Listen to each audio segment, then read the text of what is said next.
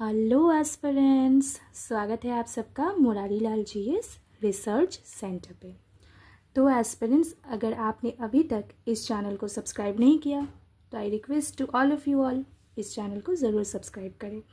आज इस SSC CGL English practice set number 6 के साथ हम कुछ इम्पॉर्टेंट क्वेश्चंस जो पूछे गए सवाल है सीजीएल एग्ज़ाम में उसे कवर करेंगे। साथ ही साथ हम लोग ये चेक करेंगे कि कैसे इंग्लिश ग्रामर के नॉलेज को अप्लाई करना है as per the given questions. तो बने रहिए इस लेसन पे and let's begin our practice without wasting our time. तो जैसा कि देखिए इंस्ट्रक्शन में दिया हुआ है, the following sentence has been split into 4 segments. Identify the segment that contains a grammatical error. The audience has been angry as the magician is not performing as expected. भी दे दिया गया। अब यहाँ पे गलती कहाँ पे है, इसे चूज करना है। द ऑडियंस हैज बीन, देखिए यहाँ पे हैज के बाद बीइंग को अप्लाई किया गया, तो बीइंग का नॉलेज होना बहुत जरूरी है। Be, being and BEEN being. तो ये हमें क्या बताती है? बीइंग होती है present participle form. I hope this is clear. And BEEN been होती है पास्ट पार्टिसिपल फॉर्म। ठीक है, देखिए ऑप्शन को चूज करने से पहले बेसिक इंग्लिश ग्रामर का नॉलेज होना भी बहुत ज़रूरी है। ठीक है, ताकि कोई भी गलती की गुंजाइश ना रहे। BEB से BEING बीइंग बनती है, BEEN बीइंग भी बना सकते हैं। अब कैसे इसे यूज करना है इसे देख लीजिए। एरर तो हम लोगों ने फाइंड आउट कर ही लिया है। Use of being, we can use it as present participle, मतलब प्रेजेंट टेंस में एज पर सेंटेंस हम लोग इसे यूज कर सकते हैं। नॉर्मल स्टेटमेंट में भी यूज कर सकते हैं और पैसिव फॉर्म में भी इसे हम लोग यूज करते हैं। जैसे मान के चलिए कि कोई आपको प्रेजेंट कंटिन्यूअस टेंस का फॉर्म दे दे एक्टिव वॉइस में, फिर आपको बदलने को कहे पैसिव में, तब हम लोग बीइंग का यूज करते हैं। Same is the scenario of past continuous tense passive form, right.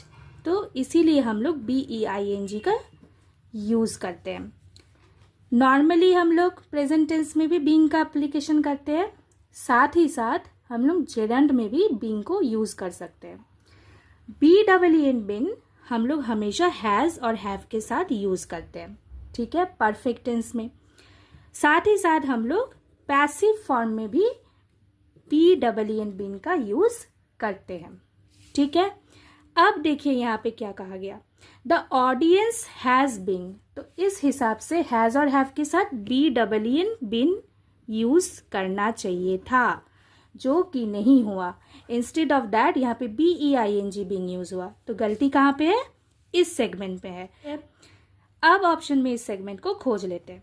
The audience has been, so option number 3 is the correct answer. I hope this is clear to all of you all. अगर आपको clarity मिली है तो like करें, share करें, channel पे नए हो तो चैनल को ज़रूर सब्सक्राइब करें। Moving to the next question, select the option that can be used as one word substitute for the given group of words. देखिए ये है गिवन ग्रुप ऑफ वर्ड्स। ठीक है, अब इसको सब्स्टिट्यूट करना है दिए गए ऑप्शन में से सटीक ऑप्शन को चूज करके। बात क्लियर? अब चारों ऑप्शन का पहले मतलब समझते हैं, फिर आंसर पे जरूर ध्यान देंगे। Multilingual, bilingual, trilingual, monolingual.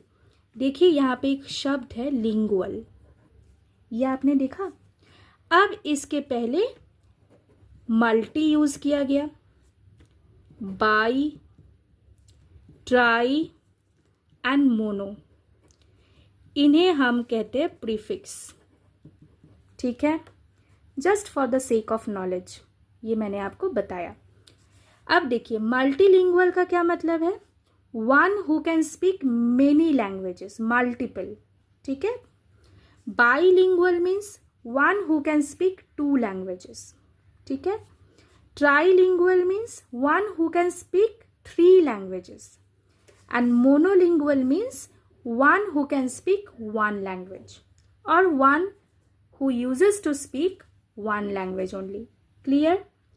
सो मल्टी से आपको क्या याद रखना है? Many, bi 2, tri means 3, and mono means single. Clear? मैंने आपको ऐसे क्यों याद कराया? बाईलैटरल, मल्टीलैटरल, इन वर्ड्स को आपने पढ़ा होगा न्यूज़पेपर पढ़ते पढ़ते, न्यूज़ देखते देखते। तो बाई, मल्टी का प्रयोग हम लोग बहुत तरीके से कर सकते हैं वर्ड्स के साथ। सो यहाँ पे आंसर क्या बनना चाहिए? One who can speak 2 language means bilingual. Clear? This is the answer. I hope आप सबको समझ में आ गई ये बात। अगर समझ में आ गई है ना तो लाइक करें, कमेंट करके बताइए। चलिए moving to the next question. Select the most appropriate synonym of the underline word. तो देखिए दिए गए प्रश्न में एक वर्ड अंडरलाइंड है, इसका सिनोनिम चूज करना है, मतलब सिमिलर वर्ड्स, ठीक है, from the given options. Clear? तो पहले वर्ड का मतलब समझते हैं, चारों ऑप्शन का मतलब समझते हैं, and then we will select the correct option. ठीक है, देखो नो, इसमें एक वर्ड दी गई है कैलामिटी। सो कैलामिटी का क्या मतलब है? कोई भी एक डिजास्ट्रस इवेंट, ठीक है, which has the potential to cause a lot of harm and damage. मतलब एक ऐसा इवेंट जो बहुत भयावह हो और बहुत हार्म क्रिएट करे, डैमेज क्रिएट करे, ठीक है, तो उसे हम लोग कैलामिटी कहते हैं।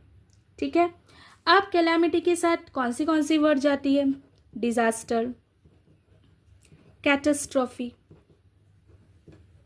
ठीक है, सडन, कैटास्ट्रॉफी मतलब sudden event that brings great loss. ठीक है, तो देखो यहाँ पे option number 2 is the correct synonym of the word calamity.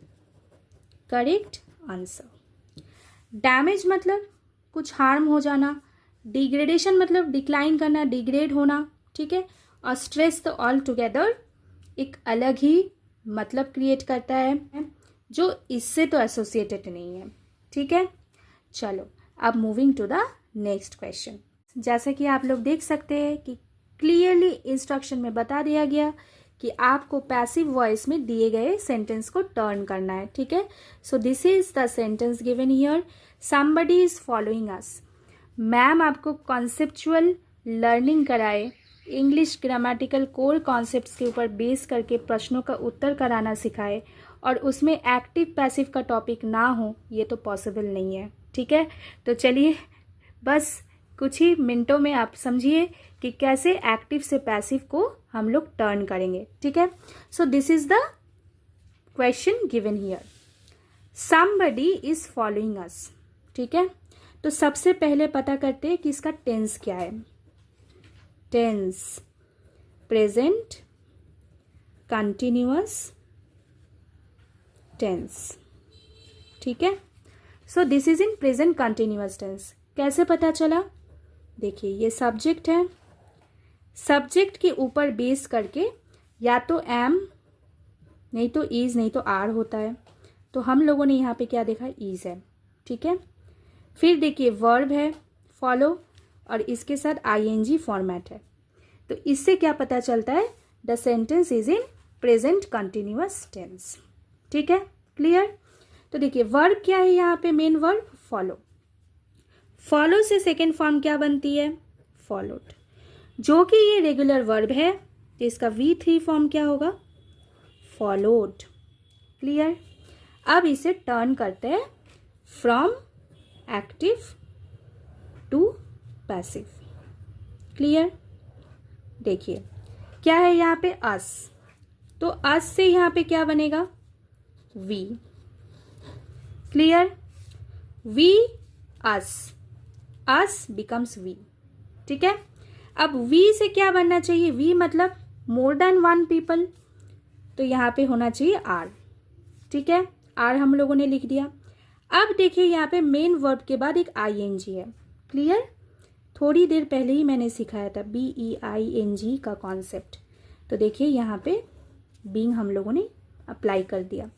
Follow का V3 फॉर्म क्या होता है, फॉलोड, तो यहाँ पे हम लोगों ने फॉलोड अप्लाई कर दिया। क्लियर, फिर बाई पैसिव बताने के लिए, समबडी यहाँ पे लिख देना है। ठीक है, तो इसका आंसर फिर क्या बना, we are being followed by somebody. चलिए अब ऑप्शन को देखते हैं। Somebody had been following us, कैसे होगा, समबडी तो rule of passive and active voice क्या बताती है कि जो सब्जेक्ट एक्टिव में है पैसिव में वो क्या बन जाती है, ऑब्जेक्ट। तो इस हिसाब से ये गलत है, ये भी गलत है। अब देखिए we have been following, ING format तो होता ही नहीं है, यहाँ पे तो V3 फॉर्म होना चाहिए था, तो ये भी गलत है। अब देखिए we are being followed by somebody, so this is the correct answer. अब moving to the next important question, the most appropriate antonym of the given word. Given word कौन सा है, अबांडेंट। एंटोनिम का क्या मतलब है भाई, ऑपोजिट। जो भी वर्ड दिया हुआ है उसका ऑपोजिट वर्ड हमें चूज करना है। कहाँ से हमें चूज करना है, दिए गए 4 ऑप्शन है, सिंपल बात है। अबांडेंट का मतलब पहले समझ लेते हैं। अबांडेंट का मतलब है more than enough, more than enough. वैसे तो मैंने इसका ऑलरेडी कवर करा के रखा है अबांडेंट का, अगर आपने ऑलरेडी देख लिया है सिनोनिम एंड एंटोनिम्स के जितने भी लेसन दिए गए हैं तो आपको ज़रूर पता होगा कि इसका आंसर क्या होना चाहिए। अबांडेंट का क्या मतलब है, मोर देन इनफ, मतलब सीधे तरीके से एम्पल। ठीक है, प्लेंटी इसका सिनोनिम है। ठीक है, इसका सिनोनिम है। लेकिन हमें क्या चूज करने को कहा गया, हमें तो एंटोनिम चूज करने को कहा गया। तो अबांडेंट का फिर एंटोनिम क्या होगा, अबांडेंट का एंटोनिम मतलब अपोजिट वर्ड हो सकता है। जैसे अगर बहुत ज़्यादा है, ज़रूरत से ज़्यादा, प्लेंटी, एम्पल, तो इनसफिशिएंट हो सकता है। ठीक है, इनएडिक्वेट हो सकता है। क्लियर, आपका मिनिमल हो सकता है, मिनिमल। मिनिमल का क्या मतलब है, बीइंग लीस्ट इन साइज और अमाउंट। ठीक है, क्लियर, नंबर भी हो सकता है। ओके, तो देखो यहाँ पे मिनिमल है ऑप्शन पे, सो this is the correct answer. Antonym minimal of the word abundant. तो अप्लेंटी का क्या मतलब है, अप्लेंटी मतलब being more than enough but not excessive. ठीक है, प्लेंटीफुल का मतलब तो इसके आसपास ही जाता है अबांडेंट का, एम्पल, अबांडेंट। फर्टाइल का क्या मतलब है, प्रोड्यूसिंग अबांडेंटली। फर्टाइल किसको कहते हैं, जिसपे क्षमता हो प्रोड्यूस करने का, right.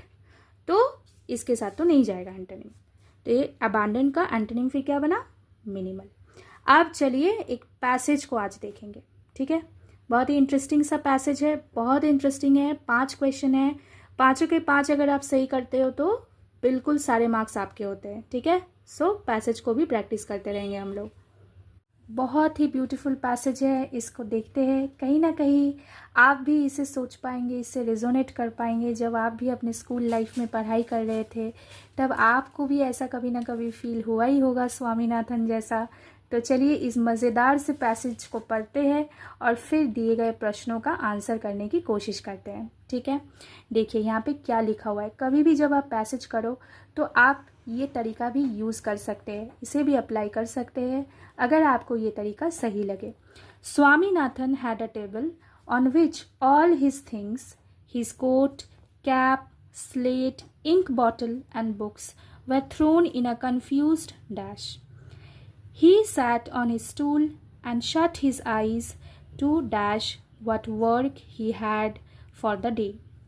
First, of course, there was arithmetic, those 5 dash in profit and loss, Then there was English. He had to copy down a page from his English lesson and write dictionary meaning of dash words. And then there was geography, and only 2 hours before him to do all his heap of work and get dash for school. ठीक है, तो ये है passage. इसको एक overall reading देने के बाद हम लोग अब इस पैसेज को देखेंगे कि इस पैसेज में क्या क्या क्लू है, हिंट है, जिसे अप्लाई करके, अपना नॉलेज अप्लाई करके हमें प्रश्नों का आंसर करना है. इंस्ट्रक्शन को पढ़ लेते हैं क्योंकि क्लियर इंस्ट्रक्शन दिया हुआ है. इन द फॉलोइंग पैसेज, ये जो पैसेज है, some words have been deleted. Note this. Read the passage carefully and select the most appropriate option. ठीक है, चारों ऑप्शन में से द मोस्ट अप्रोप्रिएट ऑप्शन को चूज करें to fill in each blank. ठीक है, अब देखो चार ऑप्शन. पहला जो क्वेश्चन है, heap, deal, order and load. ठीक है. Swaminathan had a table on which all his things, his coat, cap, slate, ink bottle and books. उसमें तो हम लोग जनरली ये सारे cap, slate, ink bottle, books सब कुछ हम लोग स्कूल के लिए यूज करते हैं. ठीक है, तो देखिए स्वामीनाथन हैड अ टेबल. ठीक है, उनके रूम में एक टेबल है. अब उस टेबल पे वो क्या करते थे, उनके जितने भी बिलोंगिंग्स है associated to school, his coat, cap, slate, ink bottle जिससे इंक लेके लिखते थे, books were thrown in a confused dash. अब देखिए सामान बिखरा हुआ पड़ा है, स्कैटर्ड वे में टेबल के ऊपर पड़ा है. तो इससे क्या होता है, इससे हमें आइडिया लगती है. देखिए were thrown in a confused dash, तो इससे हमें क्या आइडिया लगती है कि ये जो थिंग्स है ना, this were thrown in a scattered manner. ठीक है, जैसे आपको एक आइडिया होता है स्कैटर्ड. ठीक है, बिखरे हुए सब कुछ पड़े हुए हैं ये सामान, तो इसे हम लोग स्कैटर्ड कहते हैं. क्लियर. फिर देखो जम्बल्ड, पाइल अप. तो इसके साथ दिए गए चार ऑप्शन में से कौन सा वर्ड जरूरी है, हीप. ठीक है, सो यहाँ पे करेक्ट आंसर क्या बनेगा, हीप. ठीक है.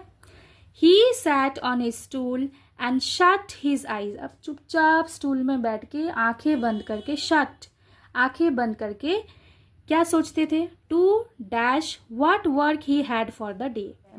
ही इज ट्राइंग टू रिकलेक्ट.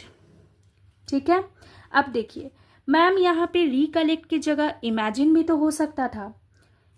बिल्कुल हो सकता था, लेकिन यहाँ पे नहीं हो सकता था. क्यों, क्योंकि देखो इमेजिन का क्या मतलब है, इमेजिन का मतलब है कि आप कुछ सोच रहे हैं. ठीक है, जो हो सकता है. ठीक है, thinking something that might happen. Thinking something that might happen मतलब कुछ हो सकता है.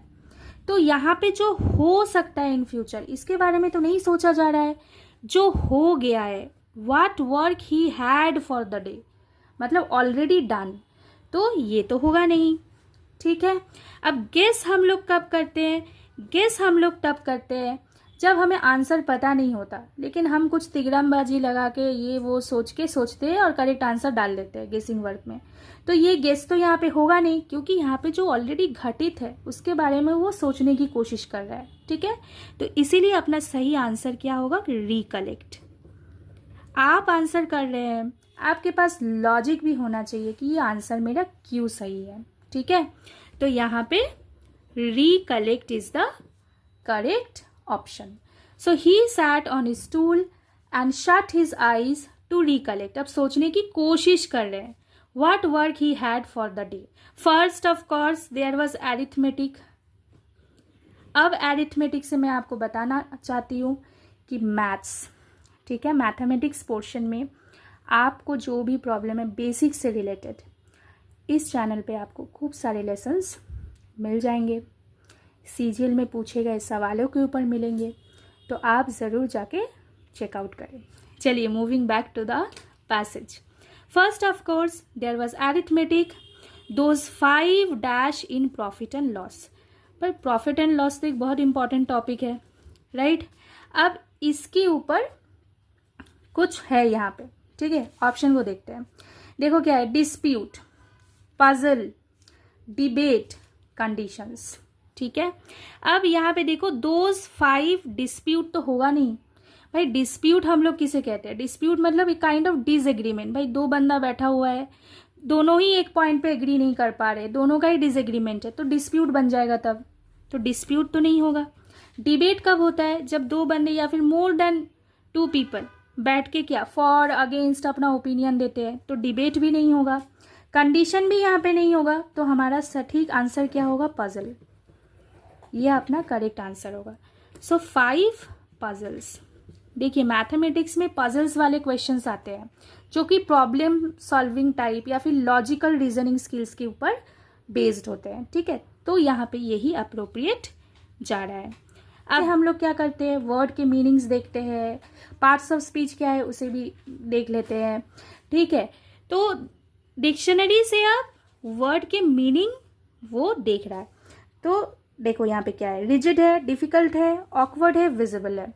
ठीक है, अब ऑकवर्ड का क्या मतलब है? जब आप कन्वीनियंट फील नहीं करते हैं, आप किसी से डील कर रहे हैं लेकिन you are not feeling convenient to deal, तो उसे हम लोग ऑकवर्ड कहते हैं। सो ऑकवर्ड तो यहाँ पे होगा नहीं, यहाँ पे तो डिफिकल्ट वर्ड्स के बारे में कहा जा रहा है, तो यहाँ पे क्या होगा? Difficult words. ठीक है, तो यहाँ पे मीनिंग ऑफ डिफिकल्ट वर्ड्स। ठीक है, अब देखो and then there was geography. ठीक है, and only 2 hours before him to do all his heap of work and get dash for school. अब एंडिंग में आके पता चला कि इनके पास अब कितना समय बचा हुआ है। इतना सारा वर्क देखो, वो याद कर रहा था कि सारा दिन वो क्या किया, सारा दिन वो कुछ भी किया लेकिन इतना सारा वर्क पेंडिंग रख दिया। अब उसके पास कितने समय बचे हुए हैं? Only 2 hours। ठीक है, to do all the heap of work, कि जितने भी वर्क बचा हुआ है सब, and get dash for school. तो यहाँ पे क्या होगा? गेट रेडी होगा। देखो रेडी ऑप्शन में है, क्यों कहा गया? क्योंकि गेट रेडी एक फ्रेजल वर्ब है। ठीक है, और गेट रेडी का क्या मतलब है? प्रिपेयरिंग, अच्छे से देखो, वन सेल्फ फॉर इवेंट और एक्टिविटी। तो यहाँ पे क्या एक्टिविटी है? उसे स्कूल जाना है, सो ही इज गेटिंग रेडी। ठीक है, आई होप दिस इज क्लियर। आपको बहुत अच्छे से समझ में आ गया है कि यहाँ पे कैसे इस पैसेज को सॉल्व किया गया। उसने रिकलेक्ट किया कि पूरे दिन उसने क्या किया, पूरा दिन उसने जो भी किया हो, पिछला दिन उसने जो भी किया हो, इतना सारा जो वर्क है उसका, उसको उसने इनकम्प्लीट छोड़ के फिर सारा काम किया होगा। तभी तो अभी 2 घंटा पहले स्कूल जाने से पहले उसको ये सारा वर्क अपने आंखों के सामने दिख रहा है। तो आपको भी ये काम स्वामीनाथन जैसा नहीं करना है, आपको ऑन टाइम अपना डिसिप्लिन वे में अपना सारा काम करना है। वैसे स्वामीनाथन एक बहुत इंटरेस्टिंग फिक्शनल कैरेक्टर है। क्लियर? अब आप पूछोगे कि किस स्टोरी या फिर किस नॉवेल, किस ड्रामा का कैरेक्टर है, तो मैं आपको बताना चाहूँगी R.K. नारायण जी द्वारा लिखा हुआ एक बहुत ही फेमस नॉवेल है स्वामी एंड फ्रेंड्स।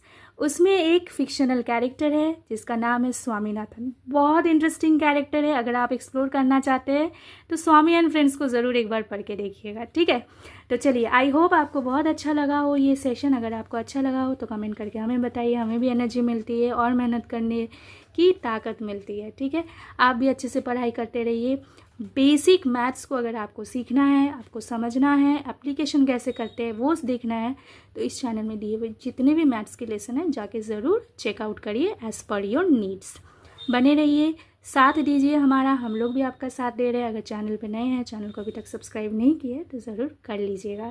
Thank you.